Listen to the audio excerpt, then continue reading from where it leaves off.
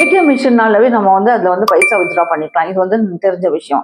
ஆனா பேங்க்காரங்க ஒன்ஸ் அதை ஓபன் பண்ணிட்டா அதுக்குள்ளார ஆக்சுவலி எவ்வளவு ருபீஸ் ஃபிட் ஆகும், எவ்வளவு ருபீஸ் நம்மளால வைக்க முடியும், அதோட மெக்கானிசம் தான் என்ன. ஏடிஎம் ஓபன் பண்ணும்போது ஏடிஎம் மிஷின்குள்ளார வந்து கேஷ் பாக்ஸ்ன்னு ஒன்று இருக்குமா, அதை வந்து என்ன சொல்லுவாங்கன்னா கேஷ் கேசட்ன்பாங்க. அதுக்குள்ளார பாத்தீங்கன்னா ஒரு சர்டன் அமௌண்ட் ஆஃப் நோட்ஸ் வந்து நம்மளால ஃபிட் பண்ண முடியும்.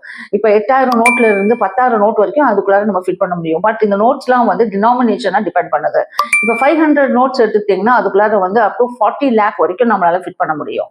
அப்போ பார்த்தோம்னா ஏடிஎம் மிஷின்குள்ளார 500 நோட்ஸ் மட்டும் நம்மளுக்கு கிடைக்கிறதுல 100 நோட்ஸும் கிடைக்கும், 200 நோட்ஸும் கிடைக்கும். ஸோ அப்போ 200 நோட்ஸ் அண்ட் 100 நோட்ஸ் ஸ்டாக் பண்ணும்போது obviously overall value of money வந்து குறைய தான் செய்யும். இந்த ஏடிஎம் மிஷின்ல வந்து எவ்வளவு மணி ஃபில் பண்ணணும், என்ன டினாமினேஷன்ல ஃபில் பண்ணணும்ன்றது ஒரு பேங்க் தான் டிசைட் பண்ணுது. அந்த பேங்க் எதை வச்சு டிசைட் பண்ணோம்னா அந்த ஏரியா வச்சு டிசைட் பண்ணும், அந்த ஏடிஎம்மோட லொகேஷன் வச்சு டிசைட் பண்ணும், அந்த ஏரியாவோட லிவிங் ஸ்டாண்டர்டை வச்சு அது டிசைட் பண்ணுது.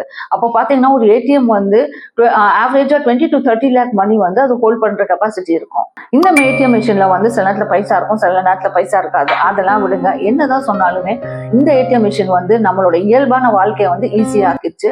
அதே நேரத்துல பேங்கிங் சிஸ்டத்தை வந்து அது மோர் கன்வீனியன்ட் ஆக்கியிருக்கு மக்களுக்காக. நீங்க ஒரு ஏடிஎம் போறீங்க ஆனா அங்க வந்து பணமே இல்லை அப்படின்னா உங்க ரியாக்ஷன் எப்படி இருக்குன்றது கமெண்ட்ல ஷேர் பண்ணுங்க. இந்த மாதிரி சின்ன சின்ன தகவலுக்கு என்னுடைய சேனலை சப்ஸ்கிரைப் பண்ணிக்கோங்க.